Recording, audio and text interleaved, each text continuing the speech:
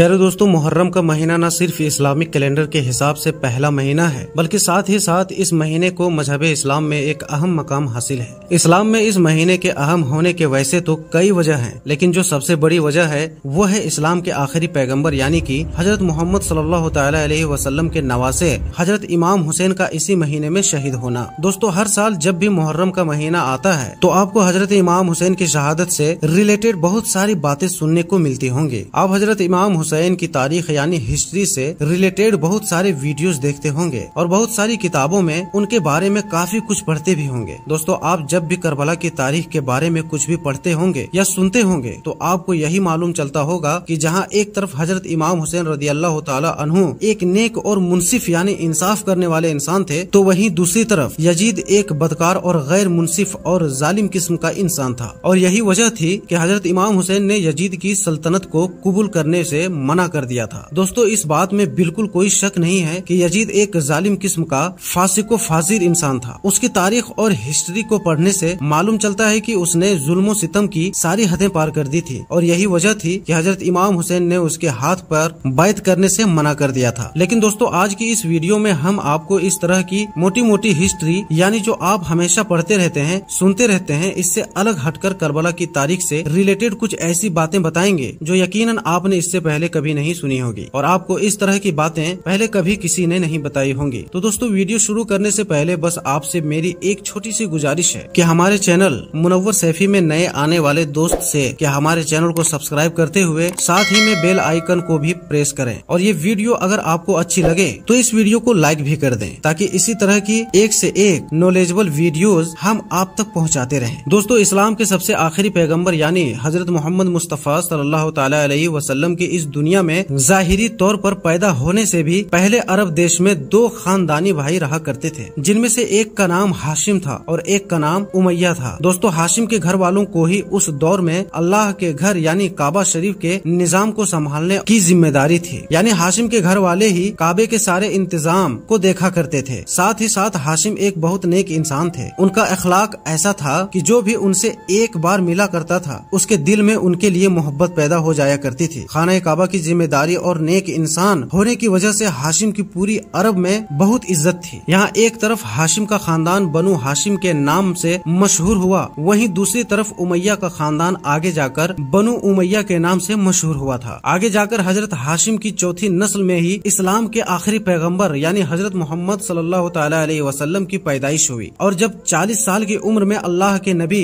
सल्लल्लाहु तआला अलैहि वसल्लम ने अरब के लोगों के सामने अपने नबी होने का दावा किया तो इस बात में कोई शक नहीं है कि वैसे तो पूरा मक्का ही आपके खिलाफ हो गया था और आपको नबी मानने के लिए भी राजी नहीं था, लेकिन अगर सबसे ज्यादा किसी को दुख हुआ तो वो बनु उमैया था, क्योंकि बनु उमैया को सबसे ज्यादा दुख इस बात का था कि हमारे दुश्मन खानदान यानी बनु हाशिम में एक नबी कैसे पैदा हो सकता है। दोस्तों, अगर आप इस्लाम की तारीख को गहराई से पढ़ने की कोशिश करेंगे तो आपको मालूम चलेगा कि इस्लाम की इब्तिदा में शुरुआत में मुसलमानों और मक्का के कुरैश के दरमियान जितनी भी जंगें हुई हैं उनमें ज्यादातर जंगों में मुसलमानों की दुश्मन फौज की तरफ से बनु उमैया के सरदार यानी अबू सुफियान ने ही सिपाह सालारी की है, यानी सेनापति रहे हैं। और मक्का फतह होने से पहले तक अबू सुफियान ही वो इंसान थे कि जिन्होंने इस्लाम का सबसे बड़ा दुश्मन होने का किरदार निभाया था, क्योंकि अबू जहल तो जंगे बदर में ही मारा जा चुका था। लेकिन कहते हैं कि अल्लाह की रहमत बहुत बड़ी चीज है, पता नहीं अल्लाह ताला कब और कैसे किसी को हिदायत दे दे। मक्का फतह होते ही हजरत अबू सुफियान रज़ियल्लाहु ताला अन्हु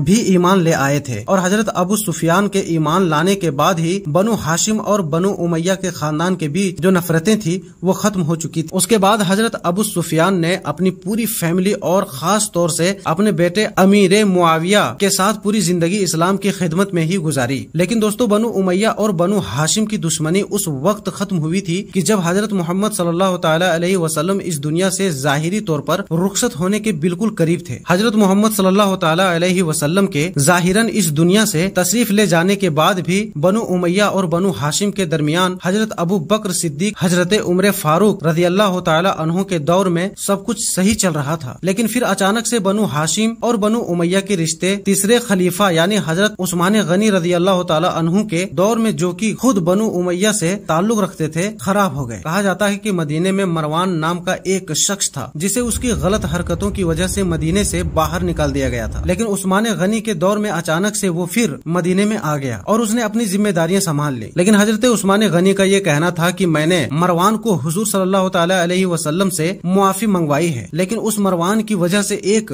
बागियों का गिरोह हजरत उस्मान गनी के खिलाफ खड़ा हो गया है। देखते ही देखते बात बिगड़ती गई और एक वक्त ऐसा भी आया कि इसी झगड़े की वजह से हजरत उस्मान गनी रदियल्लाहु ताला अन्हु की शहादत हो गई। हजरत उस्मान गनी रदियल्लाहु ताला अन्हु की शहादत के बाद अगला खलीफा हजरत अली रदियल्लाहु ताला अन्हु को कबूल कर लिया गया। लेकिन हजरत अबू सुफियान के बेटे यानी वही अमीर मुआविया की जिनका मैंने पहले भी जिक्र किया है, उन्होंने हजरत अली के सामने एक शर्त रख दी कि हजरत अली खिलाफत की पोजीशन को संभालते ही सबसे पहले उस्मान गनी रदियल्लाहु ताला अन्हु के कातिलों से बदला लें। दोस्तों आपकी जानकारी के लिए बताते चलें कि हजरत अमीर मुआविया भी उस वक्त मुल्क शाम के हुक्मरान थे, जो कि इस्लामी सल्तनत का ही एक सूबा था। हजरत अली का इस शर्त पर यह कहना था कि मैं अभी बदला नहीं ले सकता हूँ, क्योंकि मदीने के हालात खराब हैं। अगर हम अभी उस्मान गनी के कातिलों से बदला लेंगे तो मुस्लिम सल्तनत की राजधानी यानी मदीने के हालात और ज्यादा खराब हो जाएंगे, दुश्मन और तादाद में बढ़ते चले जाएंगे। इसलिए पहले मदीना की मौजूदा हालात को सही होने दिया जाए, उसके बाद ही उस्मान गनी के कातिलों से बदला लिया जाए। लेकिन इस बात को लेकर हजरत अली और हजरत अमीर मुआविया के दरमियान झगड़ा बढ़ता चला गया और इन दोनों सहाबियों के बीच होने वाले इख्तिलाफ का सबसे ज्यादा फायदा उन लोगों को हुआ जो मुनाफिक थे, यानी जो जाहिरी तौर पर तो मुसलमान लेकिन अंदर से मुस्लिम दुश्मन थे। उन लोगों ने इस मौके का फायदा उठाकर मुसलमानों को आपस में ही लड़ा दिया और इस तरह से मुस्लिम इतिहास में पहली बार सिविल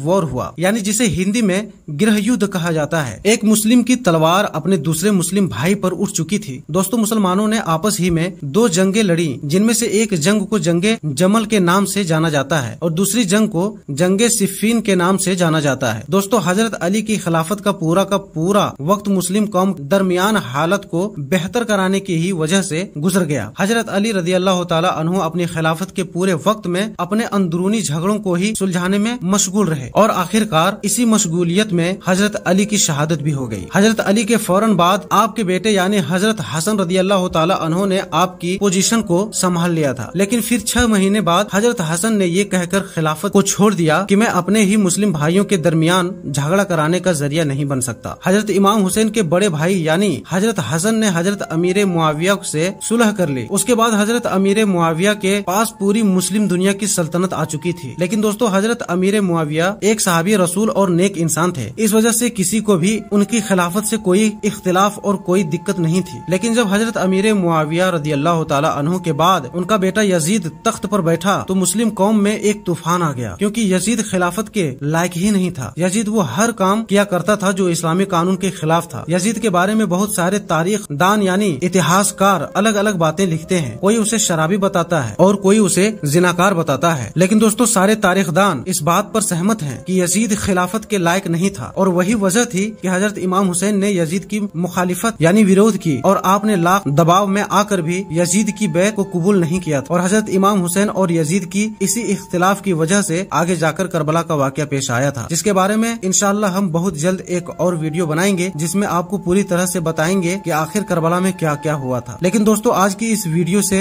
ये बात तो पता चलती है कि बनु हाशिम और बनु उमैया खानदान की दुश्मनी काफी पहले से चली आ रही। तो दोस्तों आज की इस वीडियो में बस इतना ही। इंशाअल्लाह मिलेंगे अगली वीडियो में बहुत ही जल्द। तब तक के लिए अस्सलामु अलैकुम, अल्लाह हाफिज।